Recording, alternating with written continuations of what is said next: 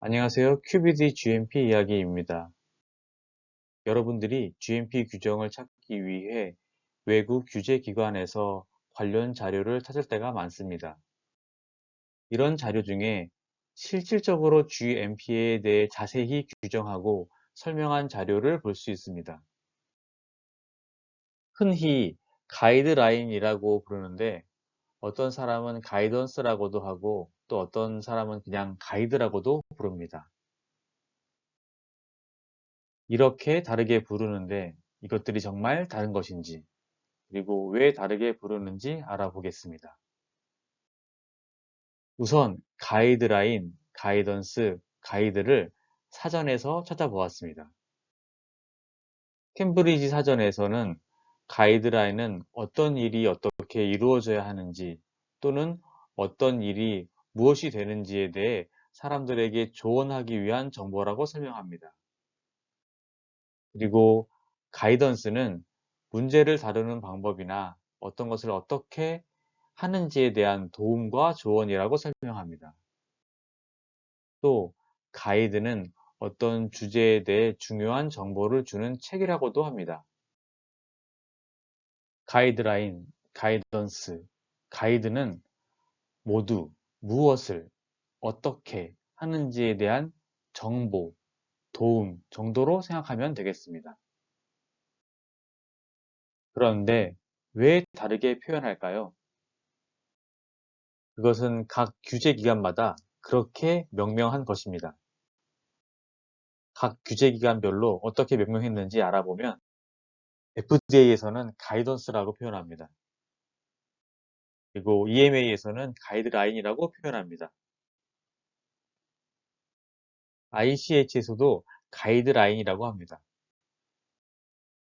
그리고 픽스에서는 가이드, 가이드라인, 가이던스를 모두 사용합니다. 이것은 가이드이고, 이것은 가이드라인이고, 이것은 가이던스입니다.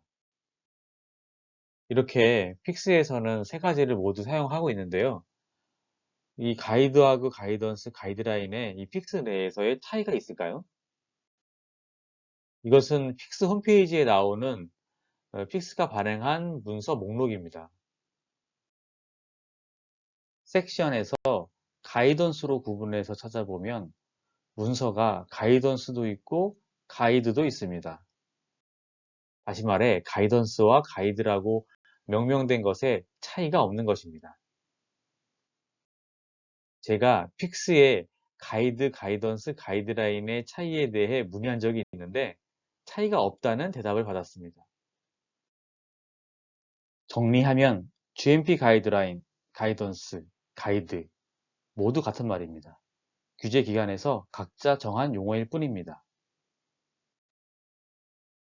그렇다면 이것들은 꼭 지켜야 하는 의무사항일까요? 물론 문서마다 정도의 차이는 있습니다. 어떤 것은 단순히 정보 전달만을 위한 것도 있습니다. 또 어떤 것은 거의 지침과 같은 것이 있습니다. should로 표현되는 것들이 그것입니다. 제가 should와 shall의 차이에 대해 영상을 올린 적이 있습니다. should는 권고의 의미, 그러니까 하는 게 좋겠다의 의미입니다. should는 따르지 않아도 되지만 따르지 않으면 그에 대한 타당한 이유나 대안이 있어야 합니다.